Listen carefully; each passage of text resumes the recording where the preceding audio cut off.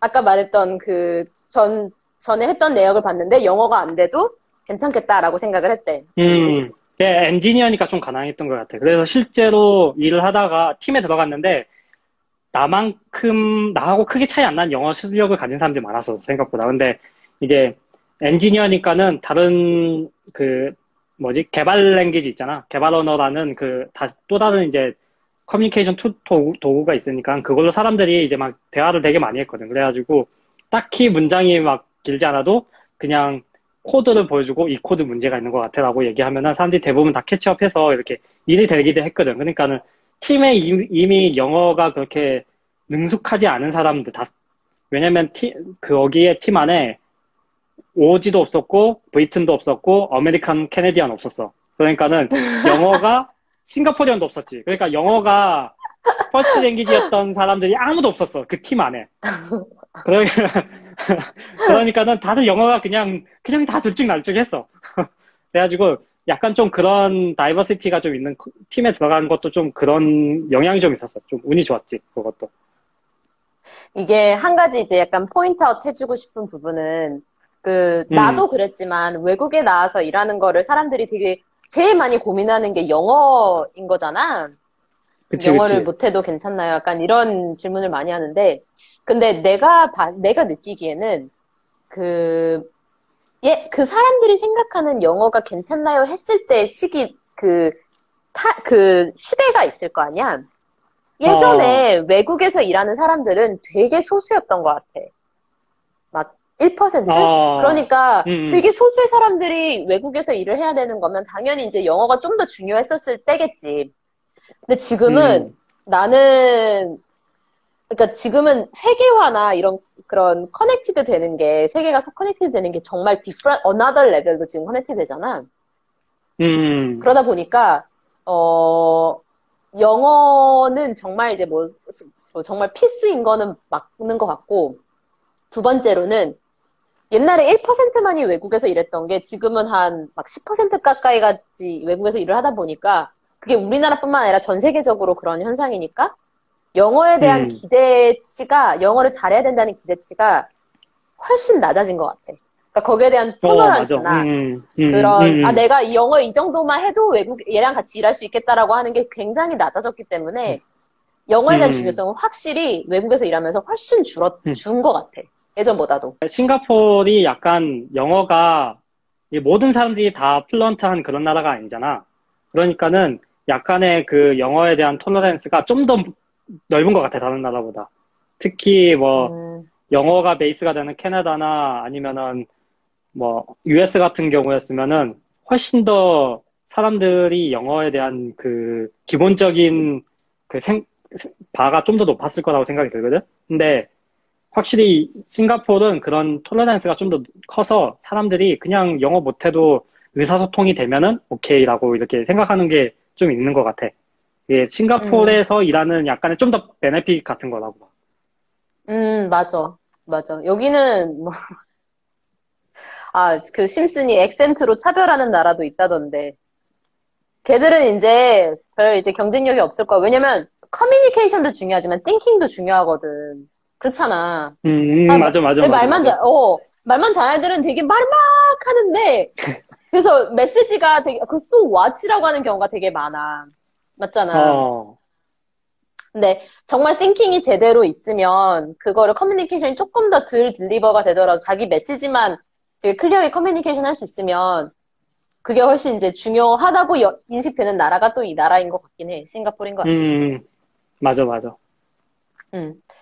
그러면 so move on. 이제 그랩에 들어갔어. 근데 영어 때문에 음, 힘들잖아. 요새 영어 공부하잖아. 힘들었지.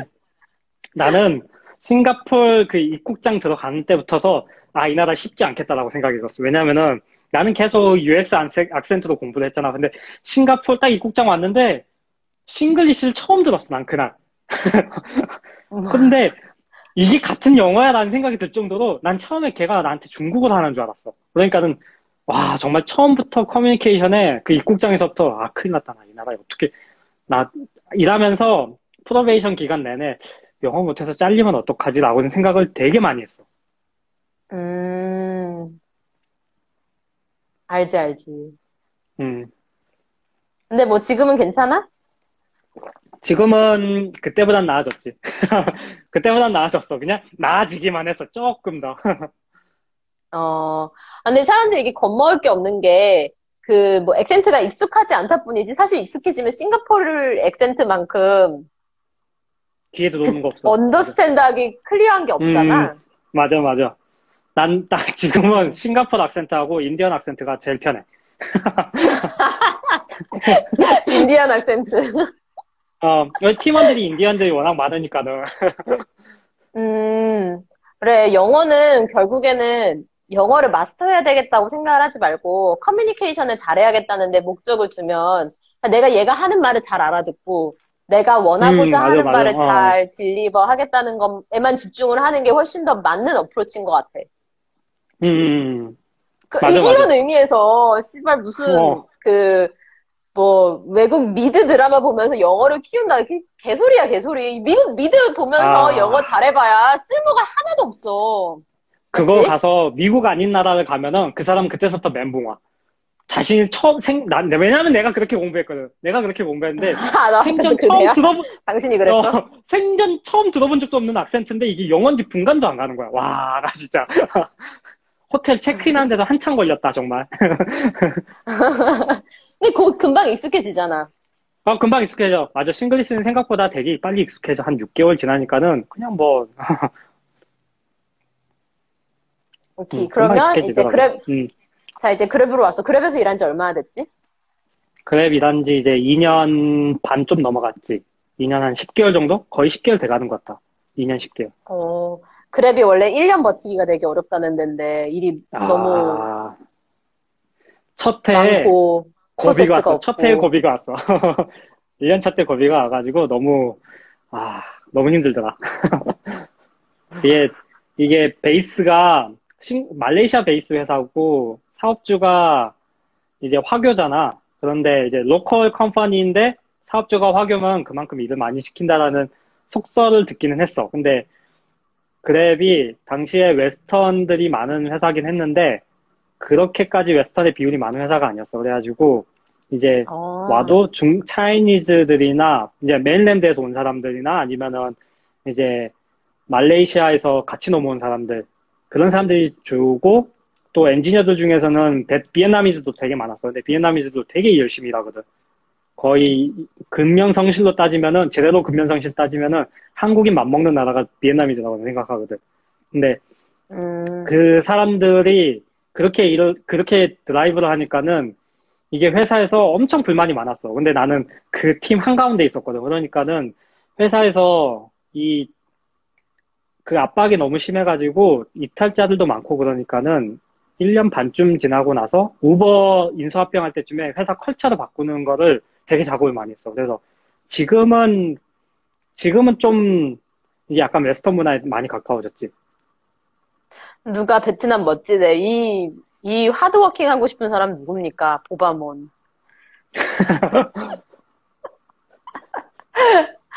아, 그러면 지금은 이제 웨스턴에 어, 많이 가까워졌고, 지금 그랩은 음. 뭐, 매출은 비밀인가? 어느 정도 규모인지가 궁금해서, 지금 그랩이. 나도 잘 모르는데 작년 기사로는 2조 원 정도가 매출이라고 들었어. 오, 2조 음, 원 매출에 직원은 몇 명이나 있어? 음. 지금 얼마 전에 카운팅했을 때 11,000명? 11,000이나 돼? 진짜 개 그러니까 많이 뽑았다. 싱가포르 안에만은 아니고, 싱가포르 안에는 한 몇 명 안 될 거야. 3천 명 정도밖에 안 될 거고, 그, 이제 다른 나라들 있잖아. 뭐, 오퍼레이터들 이런 사람들하고, 그냥 베이징 오피스, 시애틀 오피스, 루메니아 오피스, 이제 여기까지 다 합치면은 11,000명 되더라고. 음, 아니, 어떤 분이 어퍼 매니지먼트가 굉장히 폴리티컬 하다던데, 진짠가요? 다니는 친구가 맨날 욕만 하던데라고 해. 어퍼 베트남 매니지먼트가 뭐야? 하노이에서 일하고 있는 1인, 어퍼 매니지먼트는, 그러니까 위로, 그러니까 우리 매니저한테 아양을 잘 떤다는 거지, 예컨대. 그러니까 위에만 잘 관리하면 내 밑에 매니지들이 내한테 어, 불만을 해도 위에서 다 막아준다는 거지. 그러니까 결국 위에를 잘 관리하고 아래를 잘 관리하는 게 아, 중간 매니저의 역할이잖아. 근데 이것만 잘하면 어, 된다는 게, 라고, 진짠가요? 라고 누가 물어보는데, 어때요? 그게 팀원들이 어떤 사람이냐에 따라서 다른데, 인디언들이나 그 약간 화교 쪽 사람들은 이 매니징을 딱 자기 위로밖에 안 올리거든. 근데 웨스턴에서 온 애들은 말이 안 되면은 이게 말이 이렇게 건너가지 않는다 생각하면 그냥 건너뛰고 다이렉트로 이렇게 이제 한 번 더 올라가서 얘기를 하더라고, 그냥 바로. 그래서 이거는 약간 팀의 그 개개인이 어떻게 구성이 돼 있냐 그 차이인 것 같아. 근데 사실 음, 그랩이 아니라고 하더라도 그런 류의 약간 그 내부 사내 정치는 어느 회사나 다 있기 때문에 단지 그랩만의 문제가 아니고 그랩이 특별히 더 강하다라고 난 생각 안 해. 그냥 그랩이 아니더라도 다른 회사 가도 없을 것 같지? 있어. 그렇기 때문에 나는 그거는 피할 수 없는 거라고 생각해. 그거 피해서 다른 회사 아니, 이직한다는 건 제일 멍청한 행위야. 사실은 5명 넘어가면은 생길 수밖에 없어, 정치가. 그치, 그치. 내가 싱가포르에서 되게 작은 스타트업 갔는데도 난 여기서도 정치를 느끼긴 느꼈거든? 있어, 있어. 어쩔 수 없어. 그게 정치는 피할 수 엔지니어들은 없어. 조금 덜해. 엔지니어들은 왜냐면 프로덕트가 바로 보이고 그 본인이 한 행위가 바로 결과물로 나오니까 나는데 이게 약간 비즈니스 파트들은 그런 게 어느 회사 가나 다 있더라고. 음, 맞아. 피할 수 없어. 그러면 음, 오늘 약간 오늘의 스티브에게서 가장, 아니다. 내가 정리하기 전에 스티브가 우리 오늘 주제가 학벌 컴플렉스였잖아. 그치, 그치. 잊고 있었어. 주제 리마인드, 그치. 주제 리마인드를 해주자면, 되게 어, 좋지 않은 학벌과, 그리고 심지어 첫 커리어도 되게 남들이 그렇게 선호하지 않는 커리어를 음, 이렇게 그렇게 시작을 했는데, 어, 어떻게 지금 되게 싱가포르에서 제일 잘 나가는 스타트업에 엔지니어링 매니저로 있고, 그렇게, 이렇게 했을 때 그 과정에서 스티브에게 가장 힘이 됐던 거는 뭐였나? 열등감이었어. 아이러니하게 열등감이었어.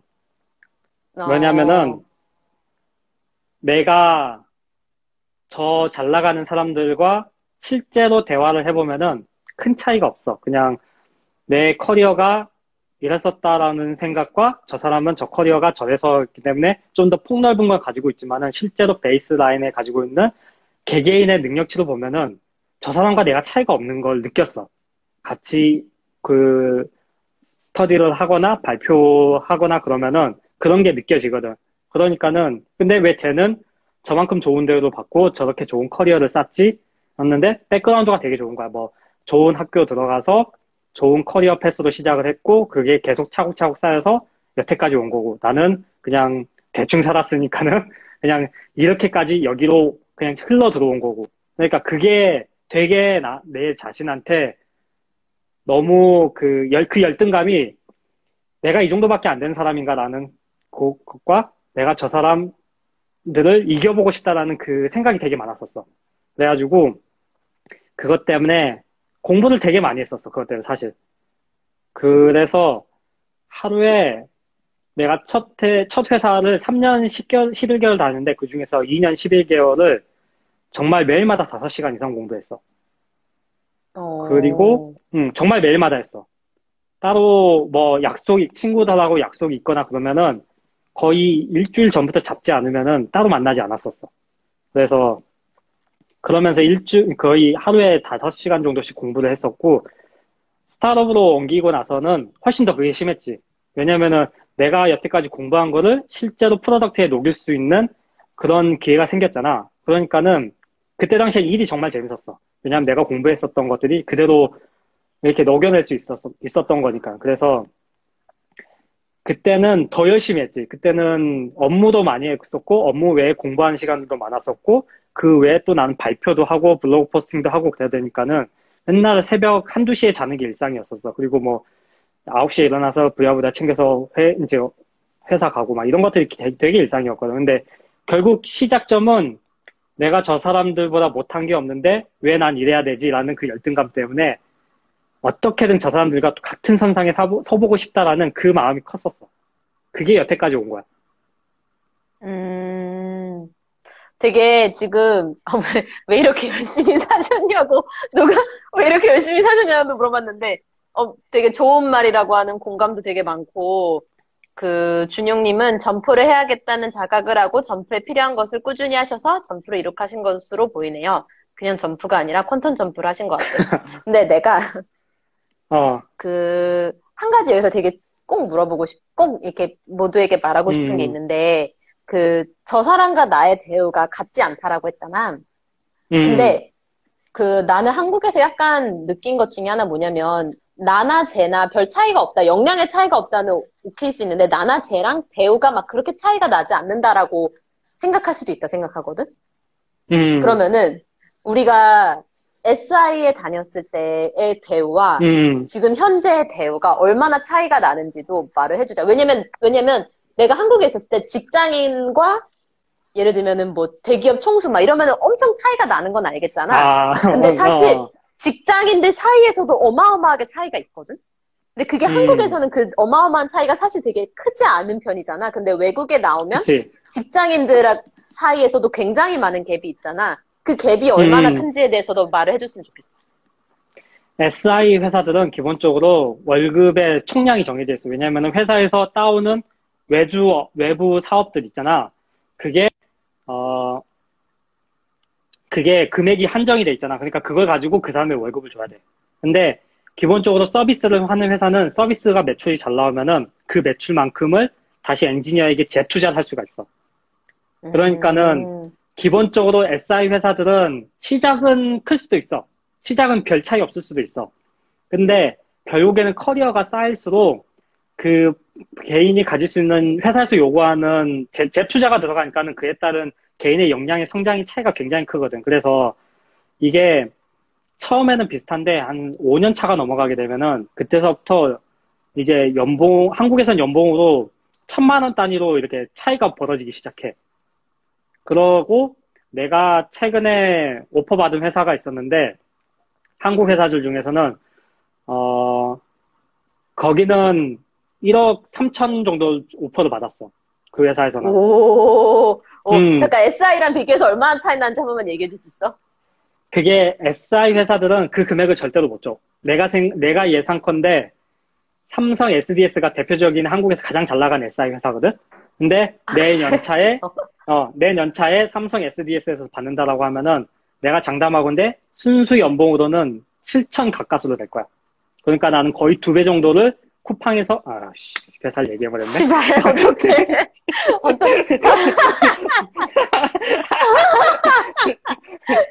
그래. 아니, 네, 정보의 민주화다.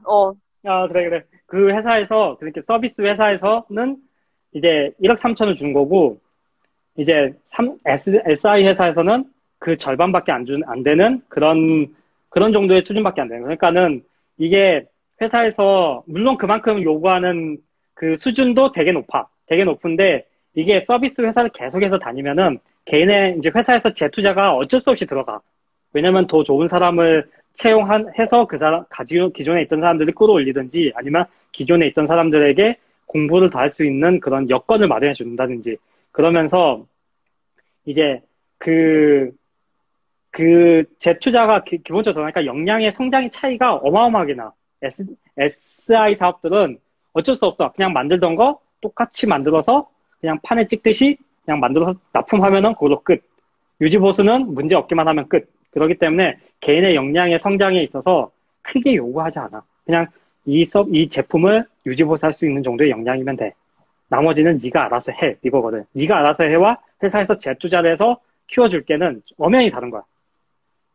음, 여기서 또 하나 또 주목할 점은, 그러니까 나는, 아이씨, 이러면 안 되는데, 삼성 SDS를 SI 회사로 이렇게 보진 않았는데, 그래도 어쨌든 삼성에는 엄청난 브랜드 네임이 있잖아. 그리고 삼성에서 어, 소프트웨어에 약간 좀 파워 부서라는, 파워 자회사라는 그 삼성 음, SDS도 사실은 어떻게 보면 스타트업보다 돈을 더 적게 준다는 거잖아. 그러니까 이게 나는 브랜드 그렇게 생각해. 네임이 주는 밸류와 그리고 실제로 우리가 지금 살고 있는 세상은 훨씬 더 또 다른 세상이 됐고 그러다 보니까 정말 음, 연봉을 어떻게 받을 수 있는지는 정말 천차만별이 된 세상에 우리가 지금 진입을 하고 있는 것 같아. 그래도 그치, 그치. 그나마도 한국에서는 한국에서는 스타트업이 약간 연봉 체계 그런 거를 흙탕물을 일으키긴 했어. 왜냐면은 한국에서 스타트업이 활발해지기 전까지는 사실 기업들의 네임 밸류에 따른 그걸 한 줄로 쭉 쓸 수 있잖아.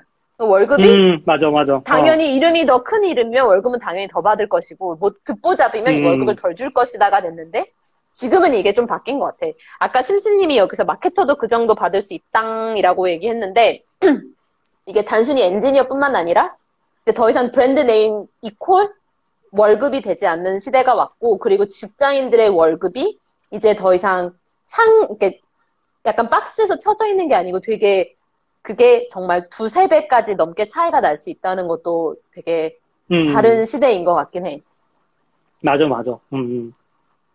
이 본인의 그러면, 커리어를, 그러니까 음, 어떻게 쌓아가느냐가 그게 가장 큰 관건이야. 그지? 그리고 한국에서는 그러니까 내가 아직까지 생각해도 억 하면은 되게 약간 억 하는 느낌이 있는데, 근데 억은 사실 이제 거의 흔한 단위가 됐잖아. 싱가포르에서는 적어도. 싱가포르에서는 그치. 싱가포르에서는 내가 받는 연봉도 많이 받는다라고 얘기할 수 없을 정도로 그냥 평균에 가까운 연봉이라고 생각하거든. 외국인들, 엑스패트들 중에서는. 그러니까. 근데 이제 음, 한국에서는 그러니까 내가 사실 이거를 언제 느꼈냐면 이태원 클래스를 내가 요새 열심히 보고 있는데 음, 막 20억을 내놓겠습니다 하면서 지분의 1%를 갖겠습니다 막 이러는 거야. 한국 최고의 요식업계 뭐 리스팅된 회사의 지분 1%, 20억 막 이러는데 사실 20억이 우리는 지금 하이퍼 인플레이션인지 모르겠지만 우리는 20억이 그렇게 큰 단위가 아닌 시대에 살고 있잖아. 지분 그치. 1%는 나발이고 싱가포르는 콘도 하나 사나 막 약간 이런. 나도 그 장면을 봤거든. 그 장면을 보면서 내 여자친구도 엔지니어야. 근데 내 여자친구는 대기업에 다니거든. 그래서 이제 막 얘기를 하는데 나는 옆에서 보면서 무슨 20억 가지고 지분 1%가 돼 0.01%나 될까? 그러니까 20억은 아무것도 아닌 그런 시대에 우리가 살고 있는데 그만큼 준영이 이태원 클래스 봐. 이게 약간 좀 그러니까 이태원 클래스가 다른 부분이 유치한 거는 다 둘째치고 이제 이런 경제 경영에 대한 부분이 굉장히 좀 이해가 낮은 건 있어. 근데 다만 리드 투자자 나오는 데서 난 약간 감동했다. 리드 투자자를 안 해? 약간 이러면서. 근데 네. 어쨌든 월급이 우리는 이제 예전에는 임원이 돼야만 억대 단위 연봉을 받을 수 있다라고 했다면 지금은 뭐 경력 3년 차부터도 억대에 진입할 수 있는 되게 엄청나게 계층화가 다르게 된 세대에 살고 있단 말이지. 음, 음, 근데 그러니까 나는 사람들이 알아줬으면 하는 거는 물론 나도 되게 사업을 궁극적으로 하고 싶긴 하지만 부자가 되는 방법은 되게 여러 가지가 있는데 직원과 사업가 사이에 고연봉 직원이 엄청나게 많이 생기고 있다는 걸 좀 인식을 해줬으면 좋겠어. 맞아, 맞아. 고임금자는, 음, 이제 더 이상 억대 단위가 아니고 이게 임원의 3억, 5억, 막 이런 게 퍼머넌트 인플로이인데 이런 3억, 5억을 받을 수 있는 인플로이들이 되게 많이 생기고 있다는 거잖아. 음, 음. 굳이 사업 안 하고 그냥 꾸준하게 잔잔바위로 살겠다 그러면 그렇게 사는 것도 난 좋다라고 보거든. 그러니까. 근데 이제 이 연봉을 굉장히 잘 받는 이 고연봉의 인플로이가 되는 것도 되게 좋은 클래스인 것 같아요. 왜냐면 그들의 라이프 스타일이 나쁘지가 않거든. 아, 사실 난 이걸 음, 되게 고민했어. 내 사업을 해야 될지, 부자가 되기 위해서 내 사업을 해야 될지, 아니면 고임금으로 해야 될지. 왜냐면 고임금자들은 로우 리스크인데, 심지어 라이프 스타일도 괜찮고, 임금이 존나게 높아요. 이, 맞아. 어, 이 트랙을 한번 타느냐에 안 타느냐의 문제지, 이거는 나는 굉장히 에스피레이셔널한 것 같긴 해. 왜냐면 내가 가족이 있으면, 가족에 대해서 충분한 시간을 주면서도 동시에 이렇게 고연봉과 로우 음, 리스크를 모두 음, 누릴 수 있는 거니까 사실 이게 되게 알짜 음, 같긴 해. 맞아, 맞아, 정상적으로 맞아. 생각을 하면. 그것 때문에 사실 내가 한국을 돌아가야 된다라는 거에 대해서 되게 부정적이거든. 한국을 돌아가면 아직 한국은 그런 그 중간에 이렇게 고액연봉자층이 되게 좁아. 그리고 뭐 맞아. 텍스도 하고 이게 고액 연봉을 받는다 한들 한국이 그 물가라든지 이런 면에 봤을 때 리빙 스타일이 그냥 내가 그 예전에 한국에서 살던 것과 큰 차이가 안 느껴질 거라는 그 약간의 확신 같은 게 좀 있어. 그러니까는 차라리 그럴 거면 정말로 많이 받는 그러니까 한국에 비교했을 때 정말로 많이 받는 싱가포르에서 그냥 내 생활을 계속 유지하는 게 이게 장기적으로 봤을 땐 더 낫지 않는 인생일까라는 그런 생각을 되게 많이 하거든. 그것 때문에 한국보다는 싱가포르를 난 좀 더 선호하고 있어, 지금. 음. 약간 그러면 이제 질문 있으신 분들은 질문을 해주세요. 그럼 저희 질문을 이제 대답을 하는 걸로 하겠습니다. 준용님이 질문은 아닌데 한국에서 대기업에 소속되면 간지 명예 이외에도 실질적 혜택이 많은 이분이 요새 원래 실리콘밸리에서 음. 엔지니어 하다가 한국 대기업 들어가서 지금 대기업 뽕을 받고 계신 분이라서 아, 맞아. 되게 그 좋아해. 복지가 크긴 커. 복지가 되게 좋긴 해. 맞아. 그 복지 때문에 행복해, 요새. 대기업에 들어가는 것들도 있어. 그래서 사실 그거는 가족이 생기면은 좀 와닿는 부분인데 나는 아직 싱글이잖아? 그래서 그 복지 중에서 단 1%도 누릴 수 있는 게 없어, 나는. 한국으로 들어간다 한들. 음, 그래서 나는 사실 거기에 대해서 내가 결혼해서 애가 생기기 전까지는 한국에서 내가 그런 복지들을 누릴 가능성이 있나? 라는 거에 대해서 되게 회의적이야. 음. 준용은 은행에서 대출 가능한 액수와 금리에서 차이가 많이 나는데 그게 연봉 3천 정도는 메꿔줄 수 있기는 하대. 근데 야. 어, 그리고 세금 떼면 집안 제보. 아무튼 이게 있고, 질문 있으시면 해주세요. 근데 이제 준영은 로우리스크의 고연봉이 지속 하냐는 다른 문제가 있다는데, 그거는, 음, 약간 그러니까 이게 직장인으로서의 커리어 패스를 생각을 해보면, 돈을 적게 받는 직장인이다가, 돈을 많게 받는 직장인을 한번 찍어보면, 그때 고민하면은 또 다른 거인 것 음, 같기는 해. 그러니까 그거는 막 내가 돈을 적게 받는 직장인인데 뭐 고민해 볼 수는 있겠지. 둘 중에 뭐 돈을 많이 받는 직장인이 될 것인가 아니면 뭐 내가 바로 사업을 할 것이냐 뭐 그럴 때 고민해 볼 수는 있겠지만 음. 돈을 많이 받는 직장인은 꼭 한번 찍어보면 좋은 라이프 스타일 맞아. 패스긴 해. 음.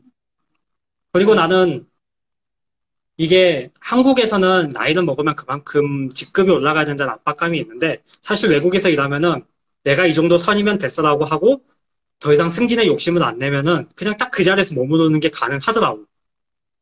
지금 내 상황만 봐도 내 매니저들 중에서 나보다 나이가 어린 사람들이 되게 많아. 그 사람들한테 음, 그러니까는 그런 사람들이 많아. 그러니까는 이게 외국에서 일하니까는 나이와 그 직급의 연관관계가 되게 많이 낮아져. 그러니까 그냥 난 이 정도에서 딱 멈출 거야라고 하면은 딱 그냥 지금 정도의 라이프 스타일로 그냥 계속 살 수 있는 거지. 질문 있으신 맞아. 분들은 질문해 주시고요. 위에 주셨던 질문들을 좀 보면, 그랩에서 약간 벗어난 얘기긴 하지만, 스티브님 구글 가기 전에 뭔가 커리어적으로 많이 흔들렸을 수 있을 것 같은데요. 예를 들어, 저거 해볼까? 이런 마음이 든 적 없으셨어요? 혹시 드셨다면 어떻게 내가 가는 길이 곧 이 길이다라는 확신을 가지고 나아가셨나요? 그 길이라는 게 인더스트리를 물어보는 건가? 아니면 내 업종을 물어보는 건가? 좀 궁금하긴 하는데, 업종을 물어보는 거면은, 나는 내 직업을 물어보는 거면은, 나는 엔지니어가 딱 맞아. 운이 좋게 음, 이렇게 대외적으로 막 여러 사람들 만나서 막 술자리 가서 술 영업해야 되고 막 사석에 가가지고 내 PR 해야 되고 난 이런 거는 귀찮거든. 그러니까는 엔지니어라는 직업 자체가 나한테 되게 맞아. 그래서 엔지니어라는 직업에서 다른 길을 가야지 않은 아직 생각을 안 해봤어. 안 해봤고 인더스트리를 뭘로 바꿀 거냐라는 것에 대해서는 되게 예전부터 고민 많이 했었거든. 첫 회사 다닐 때는 이제 솔루션 쪽도 해보고 서비스 쪽도 해봤는데 그때 당시에 서비스 쪽이 B2C가 훨씬 더 재밌었어. B2B보단 B2C가 훨씬 더 재밌었어. 그래서 가끔씩 사람들이 지금도 나한테 물어보는데 혹시 큰 회사들 중에서 구글은 생각해 본 적 없냐 그러는데 나는 구글은 딱 단칼에 잘라. 싫다고. 왜냐면은 구글은 그 매출이라든지 이런 여러 가지 면에서 그 B2C의 고객 접촉도가 되게 낮은 회사예요. 실제 주요 매출은 다 회사 B2B로 나오는 거거든. 그런데 그럼 내가 그런 회사 가서 무슨 재미를 느낄 거야? B2B 서비스는. 나는 B2C거든. 그래서 그런 거를 느꼈고, 그리고 이제 그러면은 이제 인더스트리가 지금은 카 이어링 회사인데 다른 인더스트리는 생각 안 해봤느냐라고 들어보면은 운이 좋게 그랩은 이제 그 처음에 왔을 땐 트랜스포트만 했었으니까는 그 굳이 트랜스포트만 할 거면 이제 여기서 좀 커리어 썼다가 다른 데 가야지라는 생각을 했었는데 회사가 점점 이 서비스 익스팬드 하는 게 느껴지는 거야. 그러면서 뭐 이커머스도 하려고 하고 있고 뭐 푸드 딜리버리라든지 여러 가지 인더스트리를 그냥 그랩 안에서 다 느낄 수 있는 거야. 파이낸스까지. 그러니까는 이 회사 안에서 그냥 로테이션만 돌아도 내가 경험해보고 싶은 인더스트리를 다 경험해볼 수 있겠다라는 그런 약간의 느낌을 많이 받았어. 그래서 굳이 다른 회사 안 가고 어차피 싱가포르 안에서 그랩보다 처우가 더 좋은 회사가 되게 드물거든. 내가 이 매니지먼트를 전문적으로 가지 않는 이상.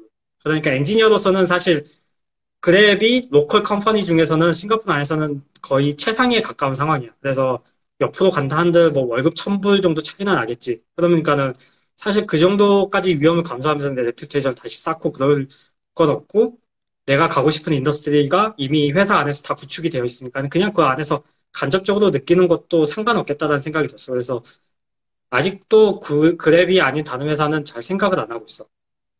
내가 해고되지 않는. 오, 어, 힘든데. 쉽지 않은데. 그래도 일 많이 시키는데. 그래도. 아, 매니저 됐잖아? 이제 팀원들한테 시키지. 내가 일 안 하고. 팀원들이 내신 힘들어 하더라고.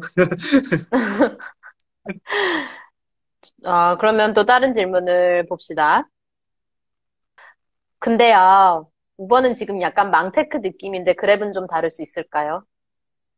아, 우버하고 그랩하고 비즈니스 방식이 완전 달라서 난 사실 크게 우버하고 지금은 비교할 수 없다라고 난 생각을 해. 왜냐면은 우버의 여전히 주요 산업은 카헤일링이고 거기에 우버 이츠가 끼어 있는 거잖아. 내가 알기로는 지금은 두 개고 거기에 뭐 파이낸스가 들어올랴 말라 이렇게 지금 하고 있는 상황인 걸로 알고 있어. 그러니까 뭐 우버 카드가 있잖아. 우버 크레딧 카드가 있으니까 뭐 그런 개념으로 있긴 한데 이미 그랩은 그 서비스 자체가 이렇게 너무 익스팬드를 많이 했어. 그래서 뭐 싱가포르에서 디지털 뱅크 라이센스도 그 신청을 한 상태고 그래서 사실 우버하고 그랩은 이제 이미 사업의 그 BM이 완전히 달라져서 그 굳이 트랜스포트가 여전히 큰 브랜딩을 가지고 있긴 하지만은 그거가 안 된다고 해서 다른 회사가 무너질 거라고 생각은 안 하고 있어. 음, 그래서 약간 좀 우버와 결이 다른 비즈니스 스타일을 가지고 있는 회사라고 난 보거든. 물론 주요 그럼, 매출은 트랜스포트에서 아직 나오긴 하지만. 그치. 나 우버 딜리버리도 되게 많이 쓰고, 요새, 푸드는 이제 잘 안 쓰긴 하는데, 그리고 트랜스포트도 많이 쓰고, 그리고, 음, 그랩페이 짜증나. 왜? 현금으로 돌려주지 않아서 짜증나. 아, 안타깝지. 그건 나도 좀 그래. 음. 그럼 넥스트 퀘스천. 우리나라도 그렇고 타 몇몇 나라에서도 택시 본업하시는 분들이랑 우버 타다 등 마찰이 있고 우버 라이센스를 취소한다는 나라도 있던데 동남아 분위기는 어떤가요? 그것 때문에 사실 여러 나라에서 벌금을 되게 많이 먹고 있어. 내가 헐, 알기로는, 어, 그, 왜냐면은 독과점 상태잖아. 우버가 철수한 이후로 독과점 상태가 돼버렸잖아. 그러니까는 비엔남하고 필리핀하고 말레이시아, 싱가폴 하고 이렇게 네 개 나라에서 벌금을 먹은 걸로 내가 알고 있어. 그리고 꾸준히 벌금을 계속 때리는 나라들도 있는 걸로 알고 있어. 그러니까는 근데 꾸준히. 어, 꾸준히 계속 막 잊었다 싶으면 또 벌금을 때리더라고. 약간 그런 식으로 약간 그렇게 약간 뭐라 그래야 되지? 압박이 들어오는 나라들도 있는데 기본적으로 싱가포르에서 하는 정책이 이제 싱가포르이 먼저 택시 라이센스를 열어줬잖아. 그 우버 음, 그랩을 대상으로. 그걸 하면서 조건부가 뭐였냐면은 택시 기사들에 대한 베네핏 프로그램을 잘 해라라는 거였었어. 그래가지고 그 나도 패신저 어플리케이션만 개발할 땐 몰랐는데 드라이버 어플리케이션을 개발해 보니까는 드라이버들한테 하는 베네핏 프로그램이 되게 많더라고. 뭐 주유 요금 지원도 있고 그 의료 보험까지는 아닌데 의료 혜택이 좀 주는 게 있어. 그리고 뭐 차가 없는 사람들에 대한 렌탈 피 론 서비스도 하고 있고, 그러니까 그만큼 더 따지고 있고, 지금 코비드 때문에 뭐 렌탈 피 같은 거 못 내는 사람도 있으면은 그 사람들에 대한 서포트도 또 하고 있어, 따로. 그런 것들도 하고 있고, 그 회사 내에서 드라이버들에 대한 그 정책을 되게 많이 하고 있어. 그래서 이게 약간 정부 눈치를 좀 보는 것도 좀 있거든? 정부에서 택시 서비스를 할 수 있는 대신에 그 기존에 가지고 있던 베네핏, 택시 회사들이 하던 베네핏 프로그램들도 너희들이 같이 운영을 하라라는 그런 일환에서 되게 많이 하고 있는 걸로 알고 있어. 그래서 회사에서 이제 정부에서 이렇게 압박을 주면서 이렇게 표면적으로는 크게 그 하진 않는데 내부적으로 그런 것들의 정책을 계속해서 해나가면서 이게 계속해서 그 시대에 맞게 좀 유연하게 해서 하는 걸 좀 많이 하고 있어. 음, 그, 뷰티풀 님이 미디엄 계정 공유해달라고 했는데, 음. 나중에 여기다 타이핑 해줄 수 있어? 지금 타이핑했어. 그 응. 미디엄에 지금 내 아이디 그대로 들어오면 돼. 음, 나 안토니 탄이라고, 그랩의 파운더가 음. 안토니 탄이잖아. 난 이렇게 그분의 AT라고 불러, 우리는. AT, 그분의 쇼맨십이 또 내가 대단하다 들었거든. 굉장해. 아, 어, 왜 사람들이 그 사람 따라하고, 왜 사람들이 그 사람 보고 펀드레이징을 하고 하는지 다 알겠어. 그리고 사실 이건 그 인베스터들한테는 좀 유명한, 알려진 상황인데, 내가 알기로는 앤토니의 그 실제 그랩 택시의 지분이 되게 낮아. 엄청 낮아. 한 자리 숫자로 알고 있어. 아, 레알? 지분이. 어쩌다가? 근데 앤토니 타니 그 CEO로 있지 않으면은 투자를 처리하겠다는 사람들도 되게 많아. 그러니까 인베스터들 사이에서도 앤토니에 대한 그 믿음이 엄청나. 그리고 직원들도 앤토니는 되게 잘 믿어. 앤토니 가라사 오, 다 믿어. 되게 앤토니에 대한 그 신뢰도가 되게 높아. 회사 안에서도. 오, 아니, 근데 왜 그렇게 1%밖에 지분이 안 돼? 너무 희석이 많이 돼서 그런가? 투자를 많이 받아서? 투자도 많이 받고 이제 그 지분을 직원들한테 좀 한 겹도 좀 있다고 들었어. 어, 난 그래서 그분이 했던 뭐. 얘기해. 그 매니저들을 모아놓고 따로 하는 그런 컨퍼런스 같은 게 있잖아. 어, 어, 어. 근데 거기서 막, 뭐지?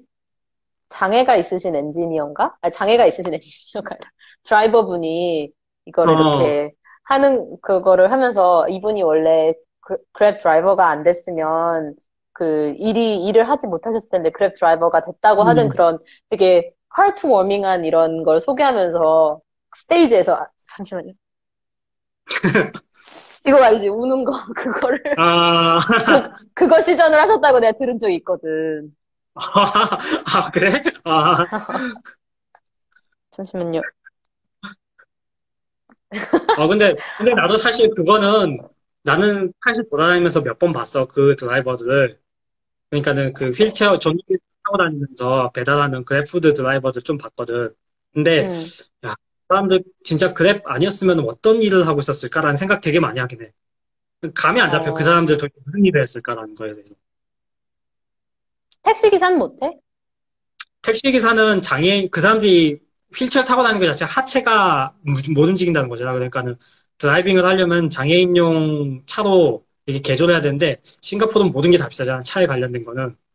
그러니까는 음, 아마 그 사람들의 그걸로는 아마 커버가 안 됐을 거야. 혹시 나중에 석사나 더 공부할 계획이 있으신지 궁금하대. 없어. 없어, 없어. 없어? 없어. 왜죠? 뭡니까? 석사를, 음, 그게 석사라는 것 분야 자체가 되게 나한테는 안 좋아. 왜냐면은 나는 소프트웨어 엔지니어고 어플리케이션 엔지니어인데, 어플리케이션 엔지니어는 석사라는 과정보다는 그냥 커리어를 빨리 쌓는 게 훨씬 더 이득이야. 그래서 석사를 들어가는 구조부터 나 스스로에 대한 밸류에이션에 대해서 마이너스가 돼. 석사 학위가 있다 한들 내가 뭐 MBA나 아니면 매니지먼트 쪽 이제 마스터 디그리를 가지지 않는 이상 엔지니어링 쪽으로는 석사 생각 없어. 여기서 마스터 가면은 인디언 커리어 패스네? 그러네. 정확한, 정확한데? IIT로 인도, 갔다? 석사는? 인도 사람들이 그렇게 엔지니어로 시작해서 매니지먼트 코스 단 다음에 다 이렇게 실리콘밸리로 넘어가잖아, 되게 많이. 그치, 그치. 또 다른 질문 있으신가요? 싱가포르에는 능력 있는 엔지니어 분들 많아요? 솔직히 얘기하면은 능력 있는 엔지니어들 대다수가 따로 본인 스스로에 대한 동기부여가 되지 않는 이상은 다 실리콘밸리로 넘어가. 왜냐면은 실리콘밸리의 그 처우가 정말 넘사벽으로 좋거든. 싱가포르보다? 싱가포르보다 그러니까 캐시는 똑같아. 캐시는 싱가포르하고 똑같거든. 근데 그 스톡 옵션에 대한 부여되는 그 가치가 그 사람들은 한 해 연봉만큼을 받아. 근데 스톡 옵션도 그 사람들 40% 정도를 떼거든? 세금은? 40%만 떼도 연봉의 절반을 받는 거잖아, 매년. 그러니까 어, 그걸 생각하면, 그러니까는 이게 미국이 캐시는 싱가포르하고 똑같은데 그 스톡 옵션에서 주는 베네핏이 너무 큰 거야. 그러니까는 대다수가 결국에는 실리콘밸리로 넘어가. 근데 뭐 지금 내가 되게 좋아하는 엔지니어가 한 명 있어. 그 되게 이게 진짜 지니어스라고 얘기하는 엔지니어가 있는데 걔는 내가 걔한테 야, 너 왜 실리콘밸리 안 가? 너 능력이면 실리콘밸리 갈 수 있잖아. 그러니까 걔는 싱가포르 PR이야 이러는 거야. 그러니까 그런 스스로에 대한 부여가 없는 이상은 거의 다 넘어가. 아, 근데 사실 세금 혜택 고려하고, 그리고 세이프티, 그리고 음, 뭐 인종차별 이렇게 기타 등등 고려하면 싱가포르이 진짜 나쁘지 않은 옵션이잖아. 나는 굳이 스톡 옵션으로 재미를 많이 보겠다는 사람들은 아시안이면은 싱가포르이 훨씬 더 낫다고 생각해. 맞아, 그 음, 인종차별 때문에 차별 유럽 여행하면서 겪었거든. 그래서 내가 다시는 웨스턴 나라에서 일을 하는 생각을 살겠다는 생각을 하지 않겠다고 생각했거든. 음. 나는 살고 싶은 생각 없어져. 싱가포르이 훨씬 나아. 아, 난 싱가포르라고 있는 건 아니고 싱가포르에서는 되게 철저하게 관리하잖아. 국가에서나 나라에서나 회사에서나. 그치. 여기선 인종차별에 인자도 찾아볼 수 없지. 감히 누가 날 차별해. 그치? 그거면 바로 회사에서 그 여론에서 바로 자르라고 바로 압박 들어와서 회사에서 바로 자르잖아. 왜 그러니까. 얼마 직급이 높이냐에 상관없이. 그니까. 음. 또 다른 질문들로 가면, 준용님이 실리콘밸리에서는 500, 600만 달러 받는 엔지니어들이 있습니다. 리얼, 레알, 참, 트루, 실화. 500, 600만 달러면 한 한국 돈으로 7억? 8억 그 하네? 정도 받는 사람은 7억? 정말 코어 엔지니어야, 사실. 그 정도 받는 사람 정말 코어 엔지니어고, 많이 받는 사람이 35만 달러에서 40만 달러 사이야. 일반적으로는. 음, 한 플러스라든지 이런 거 4억? 합치면은. 4억, 5억. 4억 정도. 거기에 40%가 텍스도 나가는 거지. 준용이 저건 탑 티어 제일 잘 받는 케이스고 300K 정도고 40% 세금 내는 게 괜찮은 정도 케이스. 그리고 계산을 해보자. 300K를 받아서 40% 세금을 내. 그러면은 음, 한 180K를 받겠지? 그러면 한 2억 180K. 정도, 2억인 캐시로 떨어지겠네? 그렇지. 거기에다가 이제 집값 같은 경우는 거기는 뭐 하우스 쉐어로 사는 사람들도 있는데, 플랫쉐어 말고 그냥 하우스 렌트로 보자고. 그러면은 실리콘밸리에서도 안전하다고 얘기하는 구역. 나는 내가 알기로는 한 달에 2,500달러 정도 내야 된다고 들었거든. 그러면은 1년으로 잡으면은 30K 정도 되나? 30K 정도 나가는 거지. 그러니까는 15K, 150K가 이제 실제로 그거 가지고 뭐 가족 보험, 그리고 개인 차 유지비, 그리고 먹고 사는 문제 하고 나면은 아마 저축 금액이 내가 알기로는 100K에서 100K 좀 안 되는 거? 100K 내외로 알고 있어. 그러면 한 1억 정도 매년 저축을 하면서 살 수 있는 거고, 음, 4인 가족에 음. 집세 내고 살면 1년에 5만 불 정도가 렌트. 웃음. 아마 저거는 아마 그 마운틴 뷰 안에서도 그 산호세 이런 쪽 안에서도 되게 학군 좋은 데일 거야. 그러니까 음, 어쨌든 뭐 1억 정도 저금을 하는 거네. 그럼 싱가포르 케이스를 보자. 음. 뭐 엔지니어 그랩 뭐 이런 데 잘 받으면은 한 2억 정도 받겠지. 200K 정도 받겠지? 그 정도까지는 안 받아. 아, 그래? 그 정도 받으려면은 시니어 리드급은 가야 돼. 어, 음. 그러면 보통 150K 정도 받아. 150K? 시니어 150. 엔지니어만 150K 정도, 톡 제외하고 캐시만으로 받는 게 150K 정도 되고, 아, 이제 여기에도 거기에, 유리천장이 있어. 여기는 캡이 있었네. 몰랐네. 있어. 그랩도 있어, 그게. 음, 그리고 거기에서 뭐 집세, 뭐 투베드룸이 2,500에서 3,000 안 되잖아. 2,500에서 2,800짜리 뭐 좀 부키티마 이런데, 동부 쪽 그런 쪽이나 아니면 타나메나 이런 쪽으로 산다라고 하면은 그 정도 나오니까는 1년에 30K 정도 나간다고 하면은 120K 가지고 이제 개인의, 그 사람이 먹고 사는 문제를 다 해결해야 되는 거지. 근데 이제 이 120K에서 우리는 세금, 싱가포르의 가장 큰 혜택은 세금이지.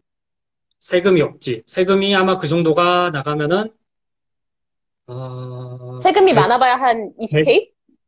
12K 정도 할까? 12K. 12K 정도? 2억 받기 전까지 10% 미만이야.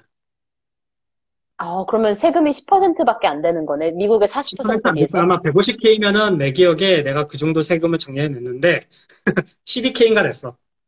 아, 그러면 세금으로 많이 절약을 하고, 그러면 싱가포르에 있는 혜택은 인종차별 없고, 나 영어 못해도 남들도 영어 못하니까 괜찮고, 그리고 주변 음, 국가 여행을 할 때 여행 가격이 싸고, 그래서 맨날 5성급으로 어, 가도 20만 엄청 원밖에 안 싸지. 내. 어, 맞아. 20만 원 가지고는 미국에선 모텔밖에 못 가지. 그치. 또 그런 음, 베네핏이 있죠. 그래서 라이프 스타일은 싱가포르이 더 좋을 수 있다. 그러나 다만, 좀, 여기 사람들 캐릭터 바이 캐릭터인데 답답한 거 못 참는 사람들은 또 여기서 한 3년을 못 버티더라고. 맞아, 답답하다고. 맞아. 음, 음. 여기 베네핏 진짜 큰 거 하나 있잖아. 뭐, 메이드가 싸다. 그거지. 그거 완전 좋지. 그, 미국에선 근데 이렇게 할 메이드 수 요새 없지. 올라가지고 80K 정도, 800불 정도 한다 그러더라고, 요새. 메이드 한 명 한, 800불.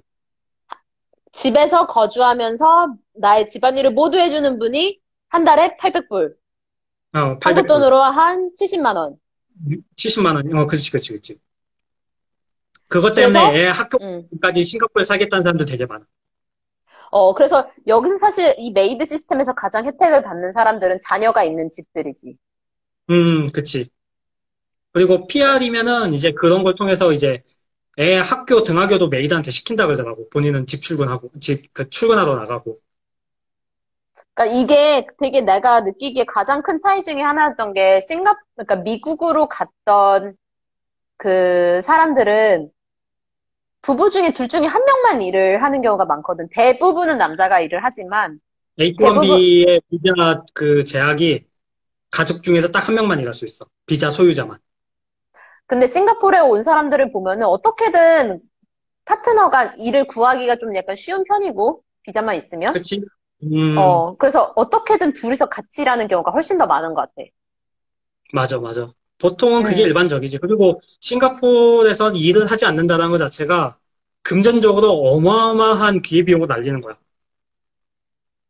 한 사람당 주는 그 급여의 금액이 크니까는 내가 일을 하지 않으면은 그걸 금전적으로 봤을 때 손해보는 비용이 너무 커. 그래서 나는 누구든지 간에 오면은 영어만 어느 정도 숙달되면 바로 일을 하라고 난 얘기를 해. 음, 그치. 그리고 그럼 다음 질문으로 넘어가면 영어 이야기 하셨는데 직장인 기준 비영어권에서 영어 실력의 평균이 궁금해요. 겁나 못하지. 뭘 이거를. 아, 못해도 상관없던데 다들 그냥 옆에서 듣고 있으면 쟤 한국이다 하고 느낄 수 있는 그런 악센트 있잖아. 그냥 들려, 그냥. 그리고 막, 뭐지? 우리가 막 고등학교 때 학교에서 배우는 영어들은 되게 문장 길게 풀어서 얘기하는데 그럴 필요 없어. 의사소통은 그냥 딱 주동사, 딱 그걸로.